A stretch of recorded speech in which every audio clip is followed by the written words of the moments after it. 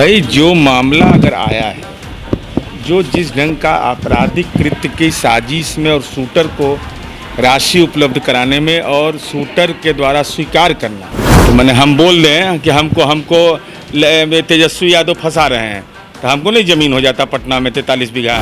राजनीतिक अर्थ तो इसलिए भी नहीं निकालना चाहिए माननीय बीमा भारती जी कि आपको तो 27,120 वोटें आया नोटा से कुछ ज़्यादा। अति पिछड़ा होने के कारण माननीय तेजस्वी यादव ने राजनीतिक रूप से आपको जलील करके किस बात के लिए दबाव भाई, तो जनता दबाव बना करके चुनाव जिताती है, जनता चुनाव जिताती है, जनता चुनाव हराती है, और जो नीचे से ही फर्स्ट कर गए उनसे कंपटीशन किस बात का। नमस्कार, आप देख रहे हैं NBC 24 और मैं हूं आप सभी के साथ ब्रह्मचारी आशीष। और बिहार विधानसभा में रुपौली विधानसभा क्षेत्र में उपचुनाव से ठीक पहले जिस तरीके से लगातार बीमा भारती के पुत्र के ऊपर हत्या के आरोप लगते नजर आ रहे हैं, इसको लेकर के जब सवाल पूछा गया तो सुनिए क्या कुछ कह रहे हैं जनता दल यूनाइटेड के वरिष्ठ प्रवक्ता नीरज कुमार। भाई जो मामला अगर आया है, जो जिस ढंग का आपराधिक कृत्य की साजिश में और शूटर को राशि उपलब्ध कराने में और शूटर के द्वारा स्वीकार करना, कन्फेस किया है कि हमको फला आदमी ने दिया है, तो स्वाभाविक रूप से पुलिस तो पूछताछ के लिए जाएगी।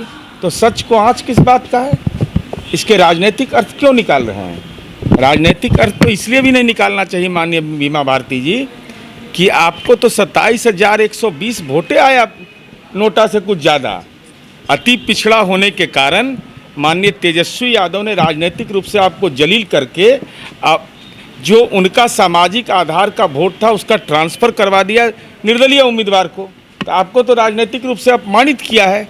तो ऐसी स्थिति में सरकार कानून अपना काम करता है और कोई भी राजनीतिक टिप्पणी करने से पहले अपने गिरेवा में झांकना चाहिए कि आखिर कारण क्या है। और अगर आपको यह लगता है कि सरकार कोई हठधर्मिता कर रही है तो सक्षम न्यायालय है, न्यायालय अब खुला हुआ है, बकरीद की छुट्टी खत्म हो गई है, आप जा सकते हैं। चुनाव से पहले क्या दबाव बनाने के किस बात के लिए दबाव भाई, तो जनता दबाव बना करके चुनाव जिताती है, जनता चुनाव जिताती है, जनता चुनाव हराती है, और जो नीचे से ही फर्स्ट कर गए उनसे कंपटीशन किस बात का। अरे ये कि 18 साल के बेटे को फंसाया जा रहा है और इस जानबूझ के सरकार जो है हमारे बेटे को और हमारे परिवार को अगर इस कुमार और लेसी सिंह हमको फंसा रहे हैं, तो मैंने हम बोल रहे हैं कि हमको तेजस्वी यादव फंसा रहे हैं, तो हमको नहीं ज़मीन हो जाता पटना में 43 बीघा।